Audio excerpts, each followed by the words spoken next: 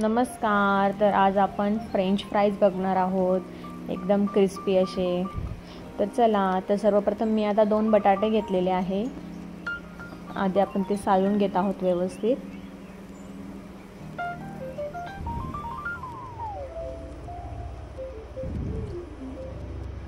दुसराही बटाटा आपल्याला असं सालून घ्यायचा आहे. त्यानंतर आपले बटाटे सालून झालेले आहेत. तर आता आपल्याला ते कट करून घ्यायचे आहेत. उभे असे कट करून घ्यायचे आहे.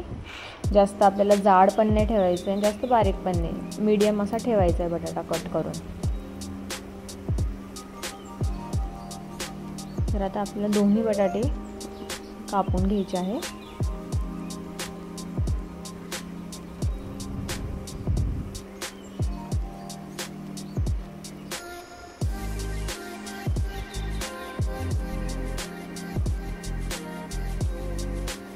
तर आता आपले बटाटा एक कापून झालेला आहे, दुसरा पण कापून घ्यायचा आहे. आपल्याला पाण्यामध्ये ठेवायचे. ते पाण्यामध्ये आता आपल्याला स्वच्छ धुवून घ्यायचे आहे. त्यानंतर मी कढई ठेवलेली आहे, त्यामध्ये 1 ग्लास पाणी ओतून घेतलेलं आहे मी. त्यानंतर बघू शकतात पाणी पण गरम झालेलं आहे. आपल्याला 5 ते 10 मिनिटं फक्त पाण्यात वाफवून घ्यायचे आहे.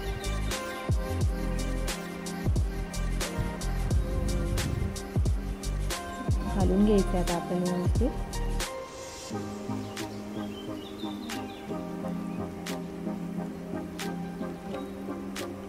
पाच ते 10 मिनिटं झालेले आहेत. तर आता आपल्याला काढून घ्यायचे.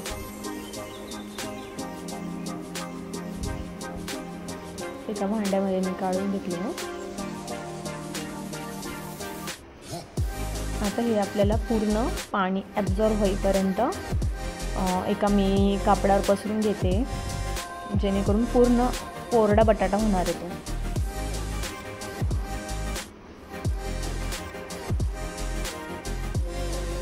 कॉटनचाच घ्यायचा इथे.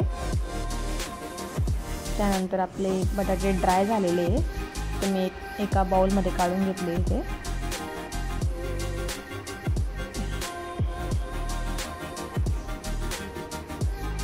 त्यानंतर मी इथे कॉर्नफ्लॉवर घेतलेला आहे.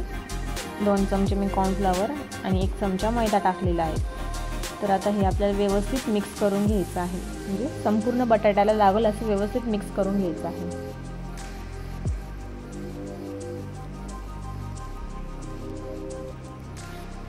बघू शकतात मिक्स झालेलं आहे. त्यानंतर आता आपल्याला 5 ते 10 मिनिटानंतर फ्राय करायचे आहे. पहिले आपल्याला बारीक गॅसवरच टाकायचं आहे फ्राय करायला.